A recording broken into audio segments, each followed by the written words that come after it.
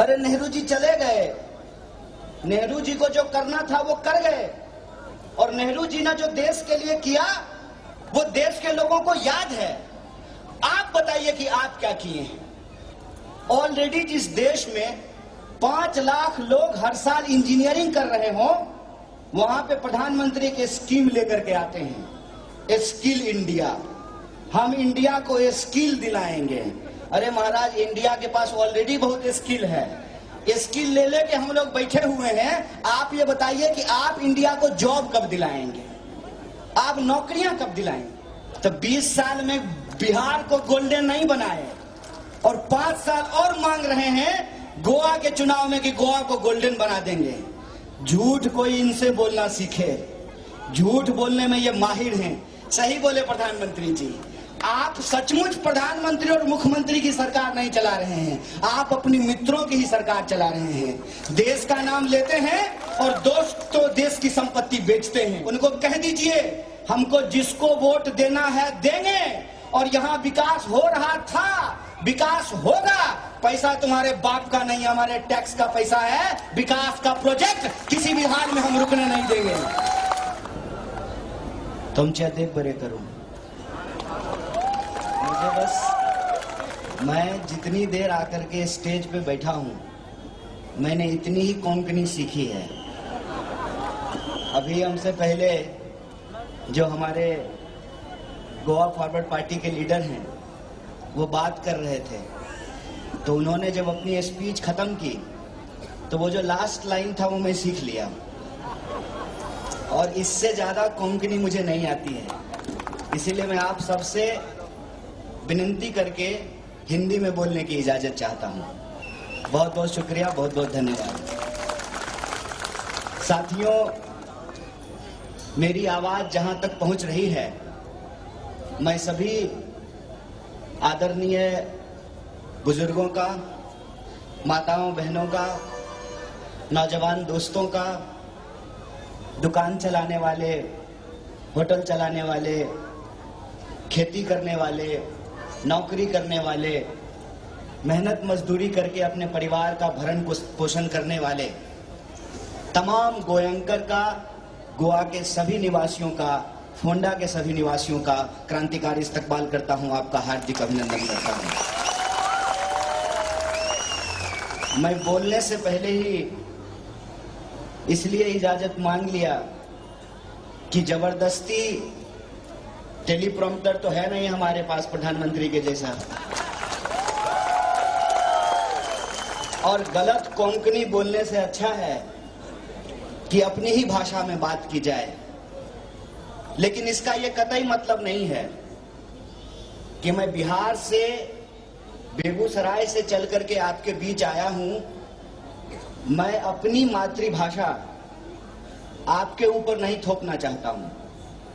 आपकी जो मातृभाषा है, चाहे वो कोंकणी हो, उर्दू हो, हिंदी हो, कन्नड़ हो, मलयालम हो, सबका मैं बराबर सम्मान करता हूं। लेकिन इस देश की एक खासियत है,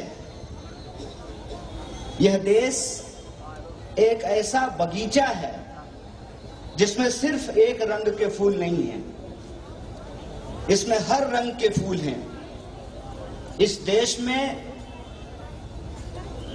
जिस तरीके से प्रकृति ने अपने बागवान को सजाया है, वैसे ही इस देश के इतिहास ने इस देश के बागवान को खूबसूरत बनाया है। आप किसी कॉन्स्टिट्यूएंसी को देख लीजिए, हिंदू भी हैं, मुस्लिम भी हैं, क्रिश्चियन भी हैं, तमाम तरीके के लोग एक साथ इस देश के नागरिक की तरह बराबरी के अधिकार के साथ, अपनेपन के भाव के साथ मिलजुल करके रहना चाहते हैं। ये हमारी सच्चाई है। और जो हमारी खुशियां हैं और हमारी जो तकलीफें हैं, वो भी अलग अलग नहीं है। मैं इसका एक सिंपल एग्जाम्पल आपको देता हूं। ऐसा करते हैं कि अलग अलग अटायर पहन लेते हैं। कोई हिंदू का अटायर पहन ले, कोई क्रिश्चियन का कपड़ा पहन ले, और कोई मुस्लिम का अटायर पहन ले।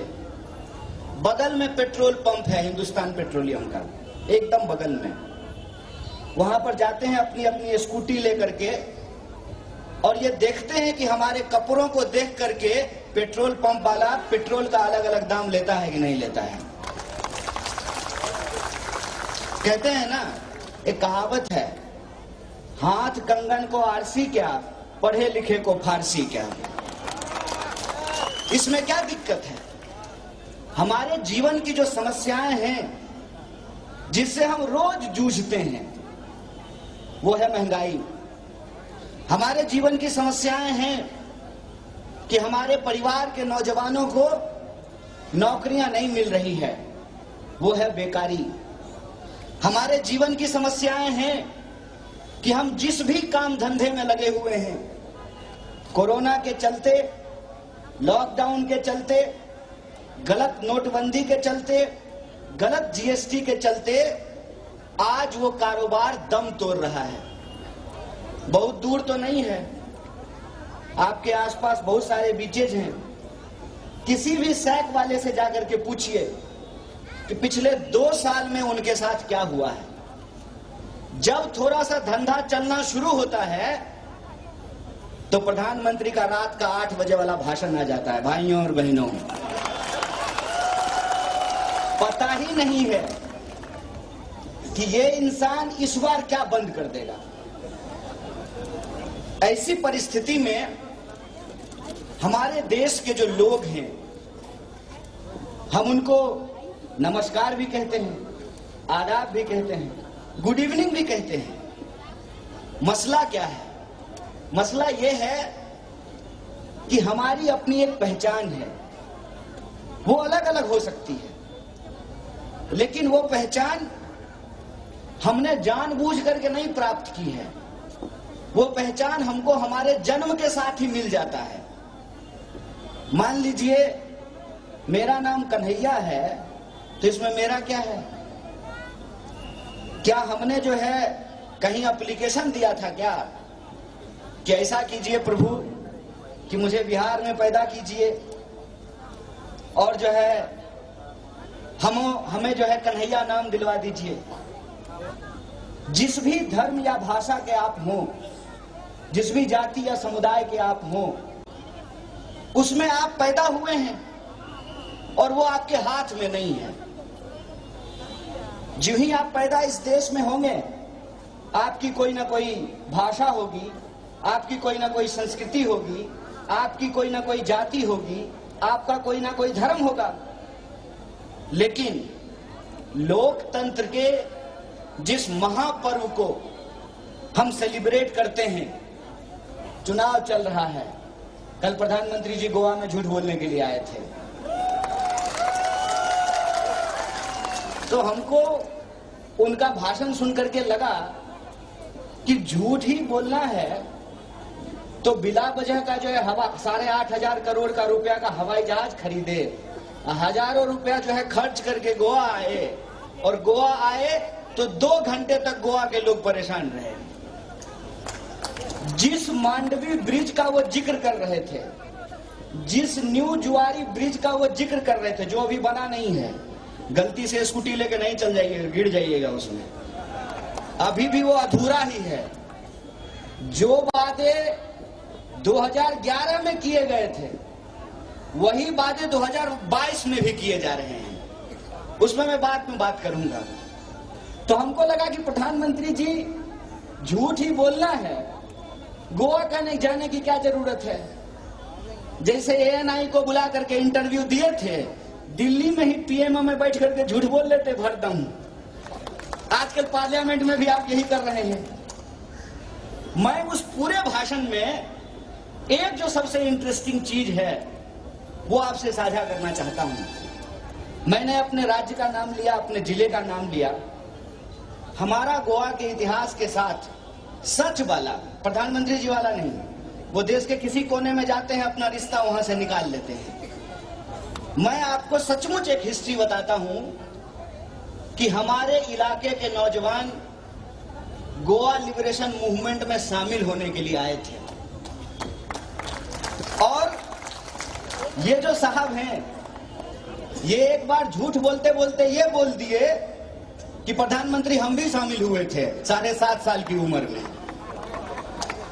झूठ का कोई सर पैर नहीं होता है। और उसी झूठ की कड़ी में इन्होंने कहा कि नेहरू जी नहीं चाहते थे कि गोवा आजाद हो जाए।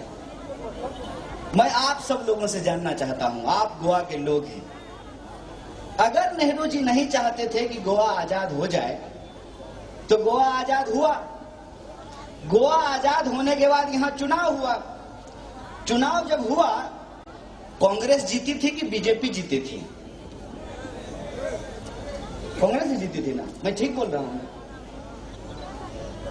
जो पार्टी जीती, जिस पार्टी को यहां के लोगों ने आशीर्वाद दिया, उसके काम को और उसके इतिहास को भुला दिया जाए। और जो अभी आए हैं और वो कह रहे हैं कि गोवा का इतिहास 2011 से ही शुरू हुआ है, इस इतिहास को आप मानेंगे? उसी तरह से 1980 में बीजेपी बनी, 2014 में फुल मेजॉरिटी मिला, और वो कह रहे हैं कि भारत का इतिहास 2014 से ही शुरू हुआ है। मैं कहता हूं, चाहे आप धर्म की बात कर लीजिए या देश की बात कर लीजिए, हिंदू धर्म आरएसएस बीजेपी के बनने के पहले था, है और रहेगा। बेईमानी करना बंद कीजिए। भारत देश जो सभी धर्म के लोगों का देश है, जिस देश का अपना एक संविधान है, वो देश आपसे पहले था, है और रहेगा। आप बेईमानी करना बंद कर दीजिए। मसला क्या है? मसला यह है कि आप में से बहुत सारे लोगों ने हाथ की सफाई देखी होगी, जादूगर की। मैं अपने बचपन का एक अनुभव आपको सुनाता हूं। मैं स्कूल से लौट रहा था तो चौराहे पे नुक्कड़ पर एक जादूगर जादू दिखा रहा था। उस जादूगर ने जादू में यह दिखाया कि उसने कागज से नोट बनाया। मैं बहुत खुश हो गया। ये जादू मुझे भी सीखना है। पढ़ने की क्या जरूरत है? सारा कॉपी और किताब के जितने पेज हैं सबको नोट में बदल देंगे। जादू खत्म हुई और वही जादूगर जो पब्लिक जमा थी उससे पैसा मांगना शुरू कर दी। वो मेरे पास भी आया, बोला निकाल बचवा कुछ। हमने कहा मेरे पास सिर्फ कागज है, आप कहें तो मैं अपनी कॉपी दे देता हूं, आप नोट बना लीजिएगा, क्योंकि आपको तो कागज से नोट बनाने के लिए आता है। बोला बच्चा हो, बड़े होगे तो समझ जाओगे। बड़े हो गए हैं, समझ में आ गया है। ये कहते हैं कि हम गोवा में 5,000 करोड़ का इन्वेस्टमेंट लाएंगे। आप 5,000 करोड़ का इन्वेस्टमेंट लाएंगे, आप देने वाले हैं। अरे आप कौन होते हैं देने वाले? आप हमारा खून चूसते हैं टैक्स के रूप में। कोरोना हुआ, उससे पहले नोटबंदी हुई, जीएसटी हुई, धंधे का नुकसान हुआ। मैं दुकानदारों से पूछना चाहता हूं, कोरोना के दौरान जो नुकसान हुआ, सरकार ने आपको कितना मुआवजा दिया है, आपको कितना फायदा पहुंचाया है? कहते हैं कि हम हॉस्पिटैलिटी बिजनेस को बढ़ावा देने के लिए 5 लाख करोड़, मुंह ही तो है, कुछ भी बोल देंगे, बोलने में थोड़ी टैक्स लगता है। 5 लाख करोड़ का पैकेज लेकर के आए हैं। एक तो पैकेज से ज्यादा घपला और कुछ नहीं होता है। जो नौजवान बीटेक किया है, एमबीए किया है, नौकरी के लिए जब इंटरव्यू देने के लिए जाता है तो एचआर वाले कहते हैं कि आपको हम पैकेज देंगे। सरकार भी कहती है हम आपको पैकेज देंगे। और पैकेज में होता क्या है? पैकेज में एक्चुअली यह बात भुलाने की कोशिश की जाती है कि आपके हाथ में कितना पेमेंट दिया जाएगा। 5 लाख करोड़ का आप पैकेज दे रहे हैं, ग्राउंड पे क्या हो रहा है? इससे पहले भी आपने जो है 1 लाख करोड़ का पैकेज दिया, उससे पहले भी आपने 30 लाख करोड़ का पैकेज दिया। मैं ईमानदारी से आप लोगों से पूछना चाहता हूं, पिछले 2 सालों के भीतर आसमान छूती हुई महंगाई हम जूझ रहे हैं। और जब किसी बीजेपी के वर्कर से पूछिएगा कि भाई पेट्रोल और डीजल इतना महंगा क्यों हो गया है, कहता नहीं नहीं तुमको समझ में नहीं आता है, मोदी जी देश के लिए बहुत अच्छा काम कर रहे हैं। जो भी सवाल पूछें उसके जवाब में भाजपा वाले यही कहते हैं। उनसे पूछिए कि हमारे खाते में 15 लाख रुपया क्यों नहीं आया, काला धन वापस क्यों नहीं आया, सारे भ्रष्टाचारी जेल में क्यों नहीं गए, बेरोजगारी क्यों नहीं घटी, किसानों की आमदनी क्यों नहीं बढ़ी। 2022 में हम लोग खड़े हैं, प्रधानमंत्री जी ने पार्लियामेंट में खड़ा होकर के कहा था कि 2022 तक किसानों की आमदनी डबल हो जाएगी। अब 2022 तक आ गया है तो प्रधानमंत्री कहते हैं कि ये 2047 में होगा, और 2047 में हो सकता है कहते हैं कि ये 2085 में होगा। ये लगातार जो है झूठ बोलते जा रहे हैं। उनके समर्थक से आप प्रश्न कीजिए तो कहेंगे नहीं तुम लोगों को समझ में नहीं आता हो, तुम लोग सरकार के विरोधी हो इसीलिए तुम समझते नहीं हो।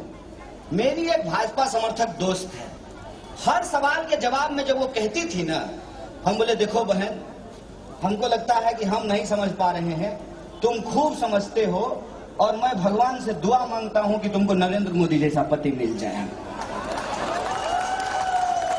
गुस्सा हो गई क्योंकि बात सच्चाई पे आ गई। वो समझ गई ये तो हमको जसोदाबिन बनाने के चक्कर में है। जो घर का नहीं हुआ वो देश का होगा। जुबान चलाने और देश चलाने में फर्क होता है। 7 साल से आप प्रधानमंत्री हैं, 8वां साल शुरू हो गया है। 7 साल से आप प्रधानमंत्री हैं और हर सवाल के जवाब में ये नेहरू के पास चले जाते हैं।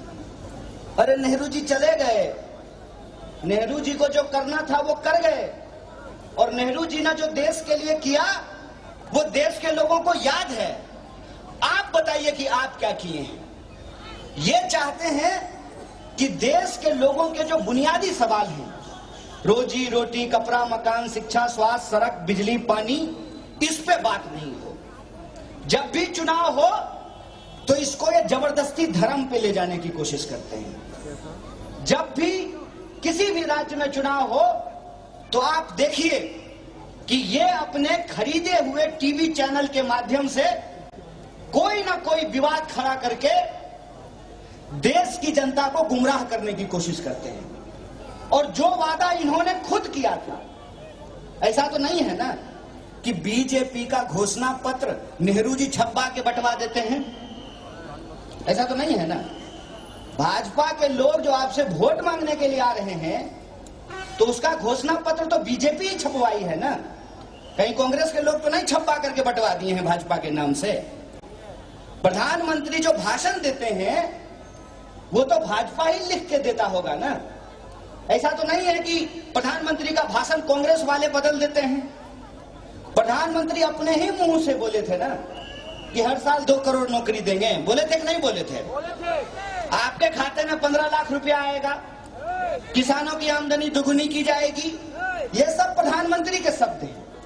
कल प्रधानमंत्री आए तो कल भी यही बात दोहरा रहे थे कि गोवा गोल्डन हो जाएगा, गोवा का फुल फॉर्म बता रहे थे। गोवा गोल्डन कैसे होगा ये तो बताइए। पहली बार गोवा में सबसे ज्यादा बेरोजगारी है 50 साल में, इतनी ज्यादा बेरोजगारी कभी नहीं थी। और आंकड़े बताते हैं कि 25,000 नौजवानों ने आत्महत्या कर ली। क्या कैसे नहीं कर लेगा मुझे बताइए। ये वैलेंटाइन वीक चल रहा है, रोज डे से लेकर के वैलेंटाइन डे तक जाएगा, आज प्रॉमिस डे है। बेरोजगार नौजवानों की हालत यह है कि सरकार उसका प्रॉमिस नहीं पूरा कर पा रही है और वो अपने सरकार का प्रॉमिस नहीं पूरा कर पा रहे हैं। लड़की पूछती है कब ब्याह होगा, शादी कब मनाओगे, वो कहता है जब नौकरी मिलेगी। बोला पिछले 4 साल से यही बोल रहे हो कि जब नौकरी मिलेगी तो शादी मनाएंगे।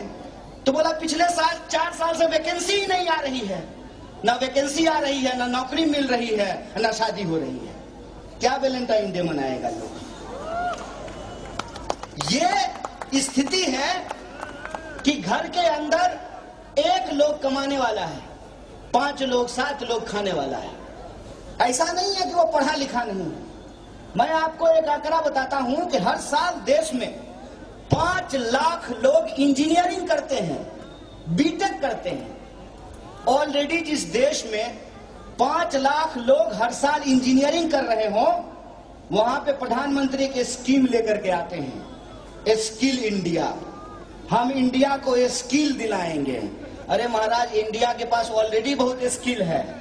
स्किल ले लेके हम लोग बैठे हुए हैं। आप ये बताइए कि आप इंडिया को जॉब कब दिलाएंगे, आप नौकरियां कब दिलाएंगे? जॉब की हालत यह है कि सरकारी सेक्टर में कोई स्टेट ऐसा नहीं है, गोवा को छोड़ दीजिए क्योंकि यहाँ कुल पॉपुलेशन ही 15 लाख है। हर स्टेट में 5 लाख 10 लाख पोस्ट खाली है, सरकार उस पर वैकेंसी नहीं निकालती है। अगर गलती से वैकेंसी निकल जाए तो एग्जाम नहीं लेती है। एग्जाम अगर हो जाए तो क्वेश्चन पेपर लीक हो जाता है। आप सब आपने देखा होगा कि हमारे देश की पुलिस जो हमारे ही टैक्स के पैसे से वेतन लेती है, और हमारे देश घर के बच्चे जब नौकरियों के लिए सड़क पे उतरते हैं तो उनके ऊपर डंडा चलाती है। आपने देखा होगा कि इस देश के भीतर किसान सड़क पे बैठ करके 1 साल तक इंतजार करते रहे, प्रधानमंत्री के मुंह से एक शब्द नहीं निकला। और जब उत्तर प्रदेश और पंजाब का चुनाव आया तो प्रधानमंत्री माफी मांग करके किसान बिल वापस करा दिए। मैं कहता हूं कि भाजपा को किसी भी प्रकार से सिर्फ चुनाव जीतने से मतलब है। इसीलिए वो चाहते हैं कि चुनाव के अंदर लोगों के सवाल गायब हो जाएं और समाज का धर्म के आधार पर पोलराइजेशन किया जा सके, धर्म के आधार पर ध्रुवीकरण किया जा सके। मैं होंडा की एक एक जनता से, भाइयों से, बहनों से, नौजवानों से ये अपील करना चाहता हूं कि 5 साल में एक बार चुनाव होता है, इस मौके को गवाइए मत। जब आप सड़क पार कर रहे होते हैं उस वक्त आपका दिमाग अगर कंफ्यूजन में होगा तो एक्सीडेंट हो जाएगा। आप किसी चौराहे पे पहुंचे हैं, आपको लेफ्ट घूमना है कि राइट घूमना है, इसका अगर आप निर्णय नहीं कर पाएंगे तो एक्सीडेंट कर जाएगा। 5 साल के बाद इलेक्शन हो रहा है, इसीलिए मैं खास करके अपने नौजवान दोस्तों से अपील करना चाहता हूं, अपने दिमाग में कोई कंफ्यूजन मत रखिए और आप ये नहीं सोचिए कि कांग्रेस पार्टी हमारे लिए क्या नहीं की। आप ये सोचिए कि 2011 से कांग्रेस पार्टी पावर में नहीं है। लगातार बुनियादी सवालों को लेकर के हम लोग सड़कों पे उतर रहे हैं। हम आपसे आपका साथ चाहते हैं, हम आपसे आपका साथ चाहते हैं कि ये लड़ाई हमारे भविष्य की लड़ाई है। और आपको मैं सिर्फ ये अपील नहीं कर रहा हूं कि आप वोट कीजिए, मैं आपसे कह रहा हूं आप वोट कीजिए ही कीजिए, आप हमारा सपोर्ट भी कीजिए, क्योंकि हमारी लड़ाई इस देश में डेमोक्रेसी को बचाने की लड़ाई है। और डेमोक्रेसी की ये लड़ाई सिर्फ एक पार्टी की जिम्मेवारी नहीं है, एक संगठित समाज के तौर पर, जो समाज हम सबका है, हिंदुओं का है, मुसलमानों का है, सिखों का है, ईसाइयों का है, उस समाज के नागरिक के तौर पे आप हमारा समर्थन कीजिए। आप घर घर जाइए और अपने सवालों को लेकर के लोगों को बताइए। आज जो हमारे समस्याएं हैं उन समस्याओं के बारे में बात कीजिए, और जो हमारे बुनियादी सवालों को गुमराह करने की कोशिश करते हैं उनको पर्दाफाश कीजिए। और गोवा के बारे में जो झूठ बोला गया है प्रधानमंत्री के द्वारा, उस झूठ का पर्दाफाश कीजिए और बताइए कि पिछले 10 सालों में बीजेपी ने कांग्रेस इस देश के अंदर सिर्फ कांग्रेस को गाली देने के अलावे क्या काम किया है, समाज को बांटने के अलावे क्या काम किया है, धार्मिक झगड़े लगाने के अलावे क्या काम किया है। और ये प्रश्न पूछिए कि कहां है नौकरी, कहां है बिजनेस, कहां है विकास। विनाश की गंदी नाली को ये विकास की गंगा बता रहे हैं। ये कह रहे हैं कि हम गोवा को गोल्डन बनाएंगे। प्रधानमंत्री जी, मैं ऐसे स्टेट से आता हूं जिस स्टेट में 20 साल से बीजेपी की सरकार है। कितने साल से? 20 साल से। और आप सब गोवा के लोग हैं। आप मुझे बताइए कि बिहार से आया हुआ इंसान आपको गोवा में मजदूरी करता हुआ दिखता है कि नहीं दिखता है? तो 20 साल में बिहार को गोल्डन नहीं बनाए और 5 साल और मांग रहे हैं गोवा के चुनाव में कि गोवा को गोल्डन बना देंगे। झूठ कोई इनसे बोलना सीखे। झूठ बोलने में ये माहिर हैं। मैं कहता हूं गोवा गोल्डन है। गोवा गोल्डन है गोवा के लोगों से। और गोवा के जो गोल्डन लोग हैं उनका जो सवाल है वो चुनाव का मुद्दा होना चाहिए। और उनका सवाल ये है कि हर नौजवान को नौकरी मिलनी चाहिए। पेट्रोल और डीजल 80 रुपए से ज्यादा में नहीं बिकना चाहिए। जो विकास की योजनाएं आधे अधूरी हैं, उस विकास की योजनाओं को पूरा किया जाना चाहिए। और टूरिज्म की बात करते हैं ये, मैं कहता हूं टूरिज्म का फायदा भी गोवा के लोगों को तब मिलेगा जब उसमें आपका पार्टिसिपेशन रहेगा। वरना न्यू जुआरी ब्रिज बनने दीजिए, थैला भर भर के व्यापारी आएगा और जबरदस्ती गुंडों के बदौलत आपको आपके घर से निकाल करके आपका जमीन जबरदस्ती खरीद करके ले जाएगा। ये गोवा बनाना चाहते हैं। टूरिज्म विकसित होगा, लेकिन टूरिज्म विकसित तब होगा जब उसमें गोवा के जो मूल निवासी हैं उनका पार्टिसिपेशन होगा। डेवलपमेंट पार्टिसिपेशन से होता है, वो इंक्लूसिव होता है, तब उसका फायदा वहां के लोगों को मिलता है। वरना मैं आपको बता दूं, भारत के किसी भी टूरिस्ट स्पॉट पे चले जाइए, प्लेट साफ करने वाला लोकल और होटल का मालिक किसी और जगह का होता है। हमको ऐसा डेवलपमेंट नहीं चाहिए। इसीलिए मैं आपसे कहना चाहता हूं कि गोवा के लोगों का जो सवाल है वो सवाल रोजी रोजगार का सवाल है, वो सवाल विकास का सवाल है। और ये रोजी रोजगार और विकास का सवाल तभी पूरा होगा जब फियरलेस होकर के हम अपनी जिंदगी को जी सकते हैं, अपने अधिकारों का एक्सरसाइज कर सकते हैं। हमको इस देश के संविधान ने जो अधिकार दिया है उसको हम जीते हुए अपने जीवन को आगे बढ़ा सकते हैं और अपने आने वाली पीढ़ी को बेहतर बना सकते हैं। ये क्या करते हैं? मुद्दों को भटकाने के लिए आज की बात नहीं करते हैं, फ्यूचर की बात नहीं करते हैं, बार बार आपको झूठे इतिहास के दलदल में ले जाते हैं ताकि आपके बच्चे का भविष्य बिगाड़ सकें। इसीलिए मैं आपसे कहता हूं, भाजपा के लोगों से डरने की जरूरत नहीं है। भाजपा के लोग आजकल गोवा चुनाव प्रचार में घूम घूम करके वोटर को डरा रहे हैं, उनको धमका रहे हैं और कहते हैं कि डबल इंजन की सरकार नहीं रहेगी तो डेवलपमेंट का प्रोजेक्ट रुक जाएगा। भाजपा के समर्थक गोयंकर को जाकर कहते हैं कि बीजेपी को वोट नहीं दीजिएगा तो जितना डेवलपमेंट का प्रोजेक्ट चल रहा है वो बंद हो जाएगा। तो मैं आपको एक बात कहना चाहता हूं, केरल के एक साथी हमारे बीच में बैठे हुए हैं, आज तक केरल में भाजपा की सरकार नहीं बनी है। क्या केरला डेवलप नहीं है? 20 साल से बिहार में भाजपा की सरकार है, तब भी जो है गोवा के डेवलपमेंट को हम नहीं छू पाए हैं। ये जो लोग डरा रहे हैं उनको कह दीजिए हमको जिसको वोट देना है देंगे और यहाँ विकास हो रहा था, विकास होगा। पैसा तुम्हारे बाप का नहीं, हमारे टैक्स का पैसा है। विकास का प्रोजेक्ट किसी भी हाल में हम रुकने नहीं देंगे। ये कहते हैं कि भाजपा को वोट नहीं दीजिएगा तो विकास कार्य रुक जाएगा। डबल इंजन की सरकार बनाइए। साहब, इस महंगाई में जहां पेट्रोल 100 रुपये लीटर बिक रहा हो, वहां जब घर में 2 कार चलाना मुश्किल हो तो 2 इंजन वाली सरकार चलाना भी मुश्किल होता है। एक तो प्रधानमंत्री और दूसरा कह रहे थे मुख्यमंत्री। और मुख्यमंत्री के बारे में प्रधानमंत्री जी ने कहा कि ये तो अपने आप को मुख्य मित्र कहते हैं। सही बोले प्रधानमंत्री जी। आप सचमुच प्रधानमंत्री और मुख्यमंत्री की सरकार नहीं चला रहे हैं, आप अपनी मित्रों की ही सरकार चला रहे हैं। देश का नाम लेते हैं और दोस्तों देश की संपत्ति बेचते हैं।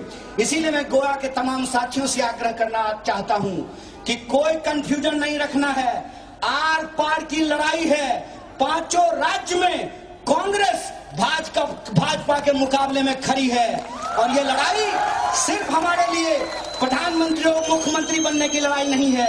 ये लड़ाई हमारे लिए इस देश की जो संस्कृति है, इसकी जो एकता है, उसको बचाने की लड़ाई है। इसीलिए मैं गोवा के आप तमाम साथियों से अपील करना चाहता हूं।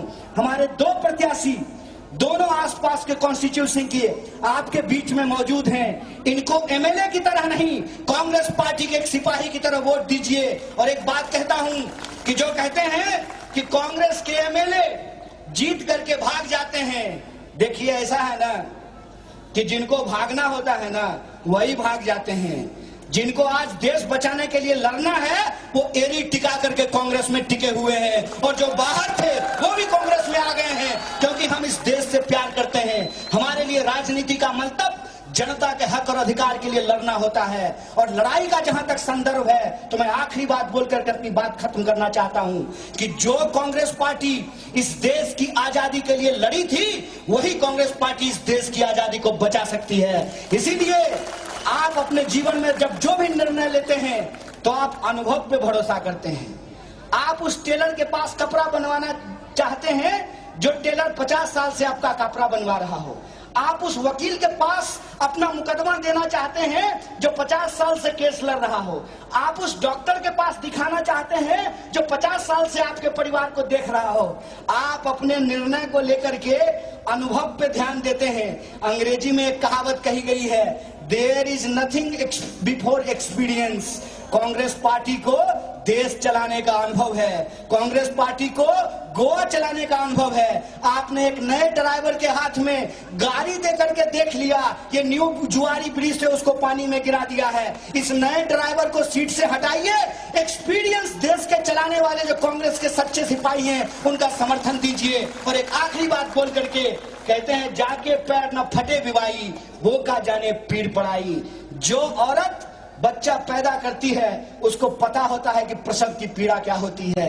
इसीलिए मैं आपसे कह रहा हूं कि हम लोग कांग्रेस पार्टी के कार्यकर्ता इस देश से मोहब्बत करते हैं। इस देश को बनाने में हमारी पार्टी का योगदान है। और जिस नेहरू को ये गाली देते हैं, अगर वो नेहरू नहीं होते तो देश का ये स्वरूप नहीं होता।